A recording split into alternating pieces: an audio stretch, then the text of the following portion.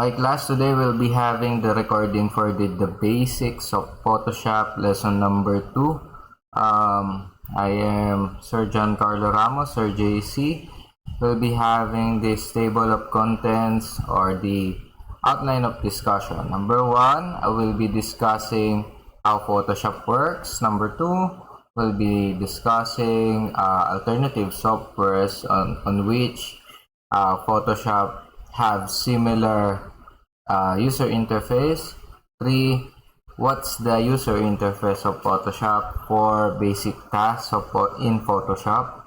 5. Understanding what are the layers in Photoshop. And 6. The levels, curves, and other color editing on Photoshop.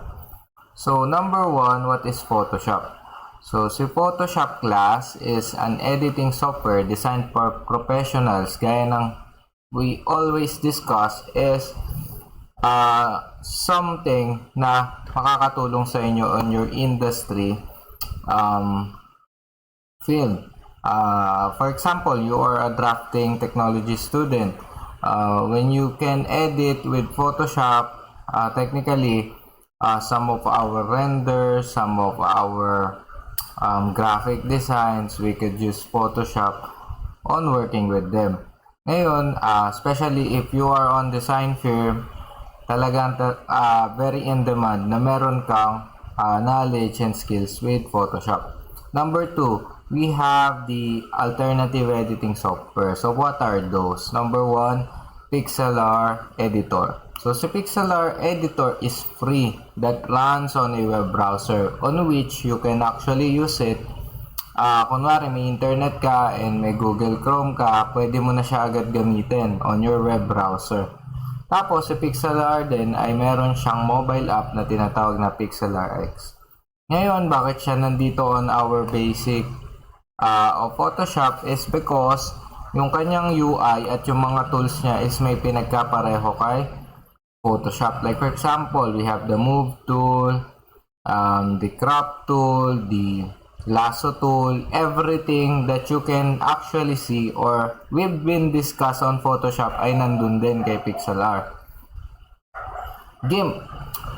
Si GIMP, designed as open source alternative to Photoshop, GIMP is free to use on both Windows and Mac. So you just need to download and install dun sa mga people na merong laptops or computers na hindi kaya si Photoshop but kaya si GIMP. So pwede nyo siyang gamitin as alternative software. Ngayon, bakit ba natin to dinidiscuss? Meron tayong earlier discussion. Actually, nung last chapter, we have our basic tools, commands, Photoshop. So, nabigay na natin yon. And actually, if you can review yung ating mga interface or user interface or yung mismong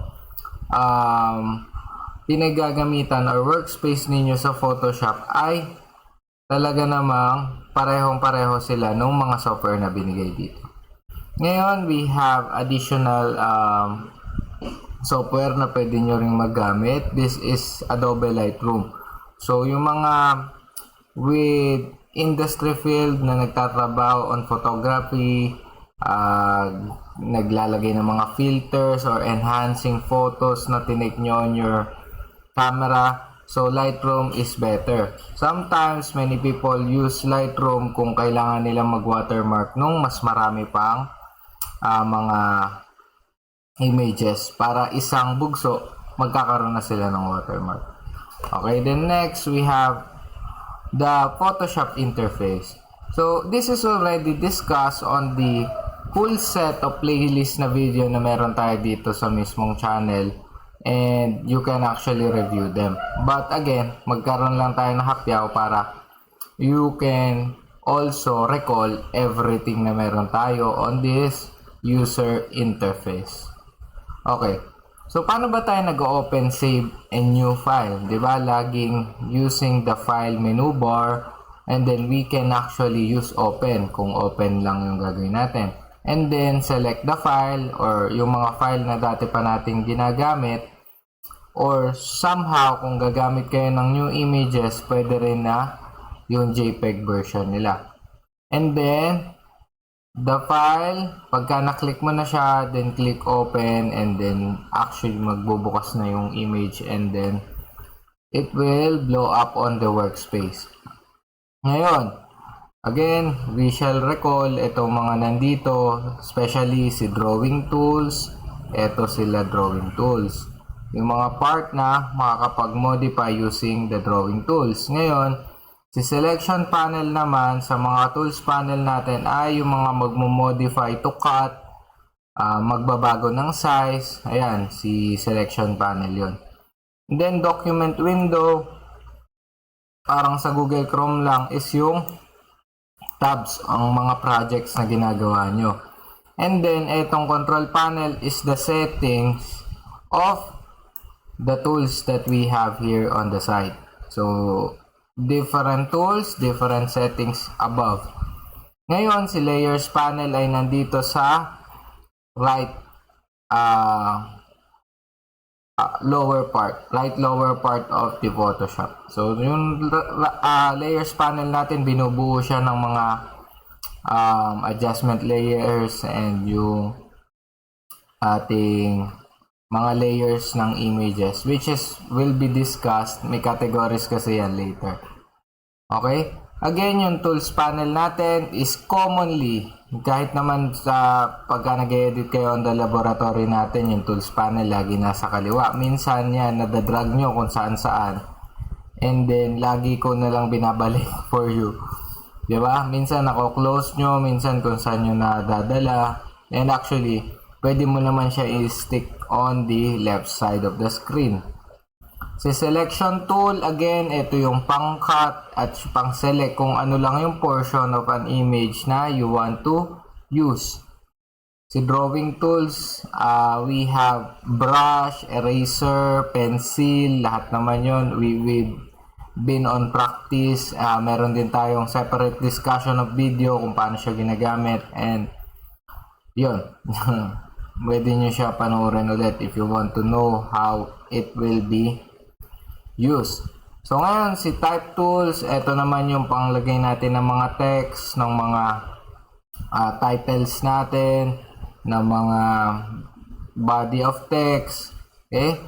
At saka ito yung mga not necessarily text lang, but yung may mga different fonts that we have. Okay, so shape tools naman, ito naman yung mga different shapes. And again, nung habang tinuro natin to, when we hit the right click, mag-open na pa to into many more other shapes na pwede mong gamitin ng Photoshop. Then ngayon, we have color picker tool. Lahat naman ng kayo very familiar na dito na pagka kung alin yung isa-select mo na color, yun yung magagamit mo for brushing, for pencil, and so on the drawing tools. Ngayon, si document window, makikita mo dyan, di ba sabi natin ito yung tabs of the project. Makikita mo dyan si file name mo, si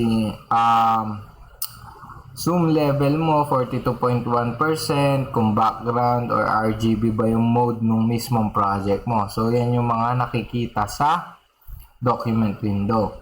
And then, sa menu window natin or yung mas tinatawag nating menu bar, nandito yung mga set of commands or different commands in Photoshop na ginagamitan natin sometimes ng shortcut keys. Pero if not, nandyan din naman sila actually. Like si Control U o yung pang pang palit natin ng hue and saturation, di ba? So, nasa image lang yon sa loob nyo, adjustment, tapos hue and saturation. Nandun lang siya sa menu window. And many more shortcuts na tinuro natin on the laboratory instruction ay nandito rin sa menu window. Next is the control panel. Again, these are the settings for currently selected tool. For example, yung brush. Anong mga settings na meron sa brush? Meron dyan brush size, brush tip, and opacity, flow, and so on. Sa layers panel naman, meron dyan parang mata sa kaliwa, di ba? Pag litong-lito ka na sa sobrang dami ng layers, pwede mo silang i-unhide or pindutin yung mata na yon para mag-on and off yung layer.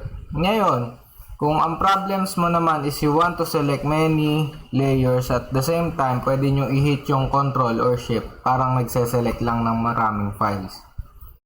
Okay? So, working with other tools and other panels. So, other tools like for example, ayan. Yan yung sinasabi ko kanina. When we hit the right click, mag-open up siya into many more lists ng other tools or other variation of tools na kakibat doon sa selected tool mo para pagpilian palalo kung ano yung mas kailangan mo. Okay, showing and hiding panels. Ano ba yung panels? For example, etong selection tool mo, isang panel yan. Pagka yan nawawala, di ba? Actually, yung mga naka-experience nung lagi nilang nako-close yan, tapos tinutulungan ko ulit i-open. So, dito siya na i-open sa window, and then, kunwari tools yung nawala, meron dyan tools. Okay, siguro hindi lang kita dito. Rather nasa workspace, sa arrange, and then or nasa baba. But lahat ng mga, kunwari eto, isa din tong panel. Pagka nawawala siya, i-check mo lang. Okay? Like for example, eto si color, naka-check kaya siya nandyan.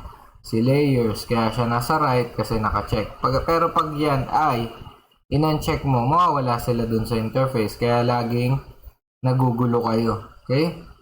So, moving panels, drag mo lang naman yan. Kunwari, drag mo yung mismong taas niya, and then kung saan na siya mapupunta. Okay, let's say nagulo nyo, kakamove nyo ng panels ninyo. We have here the window, workspace, reset essentials. Okay, when you reset the essentials, actually mag-uulit siya sa default. And then, yung mga nawala nyong mga panels is babalik din. Kaya, always, pagka nagulo nyo na yung Photoshop, you can always reset the essentials. For basic tasks in Photoshop. So, we have here mga tasks na we could modify. Okay? So, nakikita din to sa, sa selection panel. We have that cropping. If you want to move parts of an image, you can actually crop.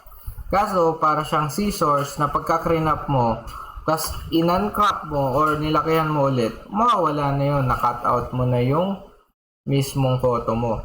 Resizing.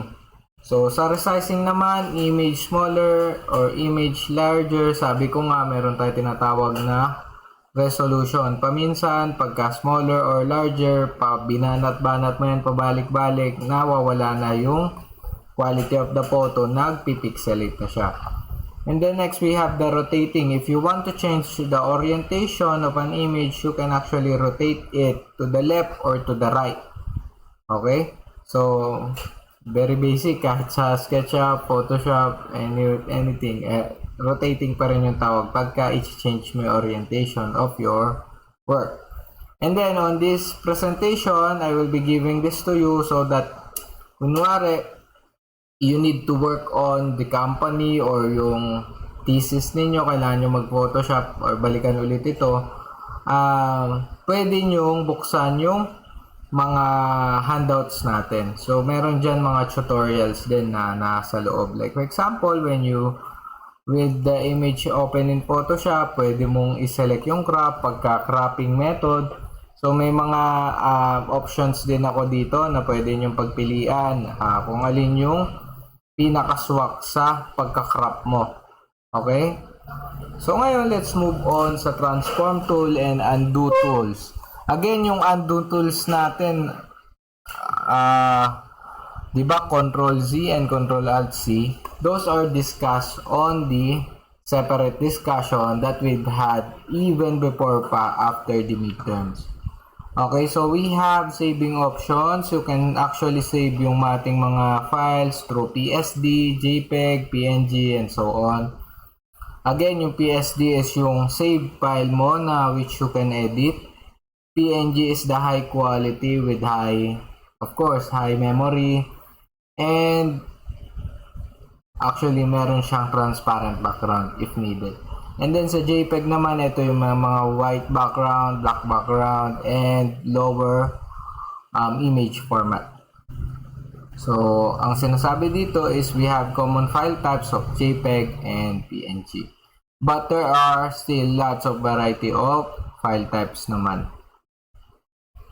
So, ganito palagi ako magpa-submit, diba? So, we need the JPEG, PSD version, and PNG version. Kaso dito walang PNG. Okay? So, next is that we have here in JPEG options.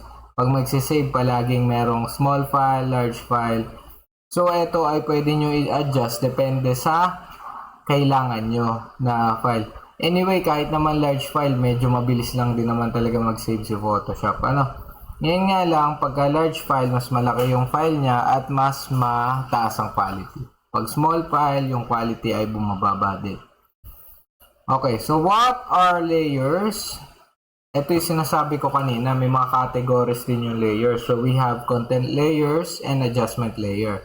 When we say content layer, ito yung text mo ginawa mo, yung shape na ginawa mo, yung files of images na nilagay mo sa Photoshop, lahat yun ay tinatawag na content layers. Ngayon, what is adjustment layer? Kung almost lahat ng nilagay mo is or ginawa mo is content layer. So si adjustment layer is the filter. Okay? So, bakit siya, sir, nasa layer kung filter naman siya? Okay. Kasi yung adjustment layer is depende kung alin yung gusto mo maapektuhan. Ang mga naapektuhan sa adjustment layer is yung mga layers na nasa ilalim niya.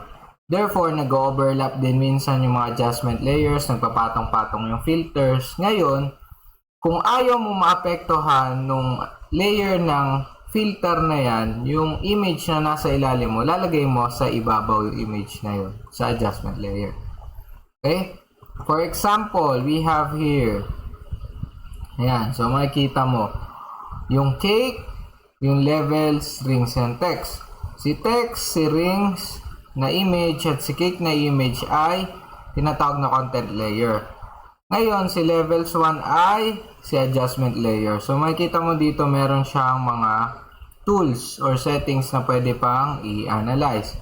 Ngayon, dito sa example natin na meron sa slide na to is si levels 1 or si adjustment layer, ang naapektuhan lang niya ay si cake. So, si cake lang yung na-enhance na photo. Unless si levels 1 ay ilipat mo sa tuktok, lahat sila ay mag-highlight. Okay? So, levels, curves, and colors. So, we need to understand what are the levels, curves, and colors. So, we have levels and curves. Ito yung mga tonal range, shadows, highlights.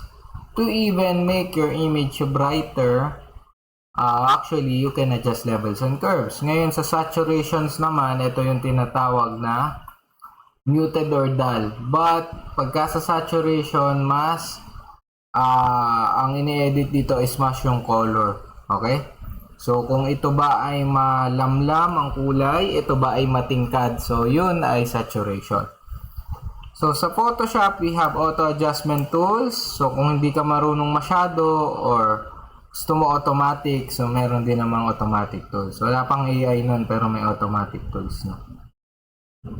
Okay, so sa levels naman, mapapansin nyo, if you adjust the levels, you are adjusting shadows, highlights, and midtone. So, kung makita mo yung original image dito, check nyo rin yung presentation dyan sa inyo, mas palinaw pagka na-adjust mo na yung levels. So, nabubuhay yung photo. Next is, how to adjust the levels ba? So, meron ulit tayo dito, tutorials. Ngayon, maganda i-review nyo para marunong kayo mag-adjust ng levels. Next is si curves. Kadalasan sa photography ito ina-edit Yung curves, ganun din, control shadows and highlights, nakadepende lang sa lightness and darkness ng curve na ipo-form mo. So, mag-e-enhance siya kung sobrang konti lang nung pagkaka-curve mo. Ngayon, kasi ganito ang effect niyan. Yan. Pagka masyadong mataas, ang mga curves mo, namamatay na yung mismong image kasi nagpa-flat yung mga relating colors. Okay? So, meron dyang sample. Ngayon, meron din notes dito na increasing yung curves natin, like gagawin mo siyang big and steep kagaya nito. Yan. So nabubura na yung details of the image kasi naapektuhan yung mga shadows, nawawala, nagiging kakulay ng relative color. And then to adjust the curves, add curves adjustment layer. Meron tayo dito tutorials once again kung paano gamitin si curves. And actually, lagi nyo lang tandaan yung notes natin na kung magka-curves, let's put an S, pero sobrang liit lang ng kurba na dapat natin gawin. Then we have here color correction. The option is dull or muted. Kung dull naman ito, of course, yung kulay niya is patay, okay? So, tapos, kung muted, malamlam. Ngayon, if you will be increasing the saturation and make them look more vivid or matingkad, kailangan mong i-adjust yung saturation settings niya. So, we have here samples that from original image, then desaturate mo, and then talagang until pagka sobrang zero na yung saturation niya, magiging black and white na yung image niya. And then to adjust the UN saturation, we have UN saturation adjustment layer. So pwedeng mag-provide na adjustment layer. Although pwede rin naman na mag-control U ka, control plus U, tapos pwede mo nang i-edit yung UN saturation ng isang image mo. Ngayon, pag sobrang high naman ng saturation, too vivid, sobrang tingkad, masakit na sa mata yung saturation ng inyong image. Ngayon, when it comes to vibrance, ito naman yung booster ng saturation. Ayan, meron siyang sariling settings. And yung mga parts na oversaturated is ma-highlight na mabubuhay yung colors kahit hindi siya sobrang tingkad. Okay, so working with brushes. We have a separate discussion on working with brushes, so you may actually review na lang din yung past recordings natin. Baka hindi nyo pa na babalikan. So, nandun din to. Anyway, nandito rin naman sa presentation and you can actually use it when we have a laboratory class. So, working with text, again, si type tool si text, and then we have options sa taas like fonts, size ng font, yung kanyang lapad, and then we have different, ito yung mga different sizes pa or iba't ibang size na meron tayo sa font. And then, to use the type tool, you can actually set the color of the text as well. Nandun din siya sa taas ng Photoshop na settings dun sa control panel. Hindi yung color picker mismo sa baba ng tools, but rather dun sa mismong control panel ni type tool. So, nandito ulit yung tutorials, and make sure lang may mga ilang notes lang. Sometimes, hindi mo makita yung mga text when you type something kasi rather yung text box na ginawa mo ay sobrang liit, or rather meron kang white background tapos white yung text mo, or black background tapos black yung text mo, or sobrang laki naman. And then yun yung mga common dilemma kung kaya't hindi kumbaga hindi nyo nakikita yung mga bawat tinatype nyo sa Photoshop. Ngayon, meron tayong type tool tip dito. You may actually use din itong mismong character panel kung saan pwede mong i-all caps lock yan, automatic, italic, tapos pwede rin na yung spacing niya, yung taba ng font, pwede rin baguhin dito, and so on. Again, and lastly, dito sa ating presentation, we have the note on rasterizing text. When you actually rasterize yung text, mako-convert na ito into pixels. Once it is converted into pixels, gaya ng pinag-usapan natin sa bitmap, yung text mo, pagka nilakihan mo, magiging pixelated na. So, before you try or before you accept or okay yung pagra-rasterize ng isang shape ng text and so on, dapat tama na yung kanyang mismong scale. Kasi pag yan i-rescale at baba natin into a bigger edit, ayun, so magiging pixelated siya and we will have a composition of lower quality. So that's all for the lesson number 2, basics of Photoshop. So the next lesson natin will be the lesson number 3, will be discussed on a separate video. Thank you.